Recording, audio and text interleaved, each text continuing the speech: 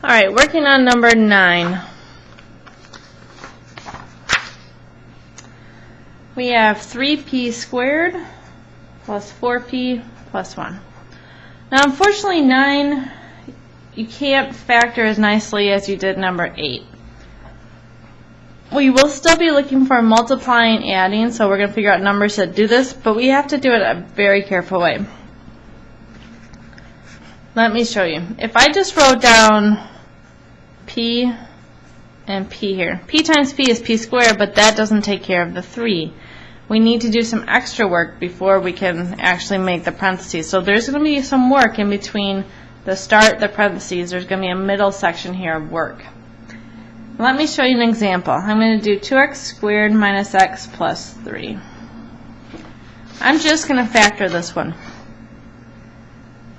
Oops, I'm sorry. I want to make that negative 3. So 2x squared minus x minus 3. I'm going to figure out numbers that multiply and add. Now when I do this, I need to multiply my coefficient for the quadratic and my constant here. So I'm going to 2 times negative 3. That gives me ultimately the number I need for what I need to multiply to. I know it's really confusing. Multiply a and c. These are called a and c terms. So 2 times negative 3 gives me negative 6. Okay, I'm done with those for a sec. For them adding up to, I have to go back to my middle. There's actually a number here. It's just not written down. It is negative 1. So just need to go through your combinations. Now you have a negative to deal with, so 1 times negative 6, negative 1 times 6, 2 times negative 3, negative 2 times 3.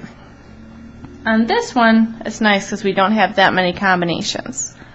Alright, this and this don't work because they add up to negative 5. This one adds up to 5. If I add up 2 plus negative 3, I get negative 1. That automatically matches, so that's good. And this would make positive 1, so I have my answer right there. Now what you're going to do from the beginning to the end parentheses of factoring is we're going to do some factoring by what's called grouping. So 2x squared minus 3. My middle ends up being positive 2x minus 3x. What I'm going to do is consider the first 2 terms together and then the second 2 terms together. I'm going to do what's called a GCF and take it out of both terms. Now I look at the 2 numbers and say, does a number divide out of both of these nicely? Yes. 2 divides out of both of these. Do they have the same variable? Yes. So I take the most I can, which is only x, because I can't take more than what's there. And that's determined by the lowest exponent of 1. So this is actually the opposite of distributing. I'm going to take my 2x and I'm going to pull it out of these 2 terms. So 2 divided by 2 is 1. This just shows what I'm pulling out.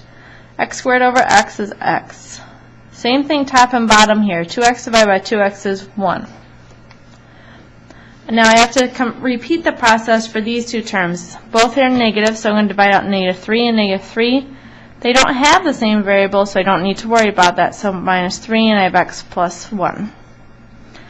What's nice and what you actually need for this is that these 2 parentheses are exactly the same. So you have 1x plus 1 and x plus 1. Technically, they are absolutely the same thing. So they get pulled together into one parenthesis.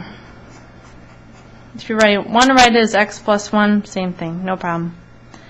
The other 2 get pulled in, one from here and one from here, 2x minus 3. And this is fully factored, 2x minus 3 and 1x plus 1. So now going back up top to what we started with, I need to multiply to the first and the last. So 3 times 1, and I need to add up to 4. So I need to add up to multiply to 3 and add to 4. So since everything's positive, it makes this real nice. Alright, I have 3p squared. Comes down. Last term comes down. I have plus 3p. I have plus 1p. That one gets splits up into all the letter p's. Alright, so I'm going to take these 2 together. I have a 3 in common, and I have p's in common, the smallest one I can take out. So I'm going to take them out, 3p.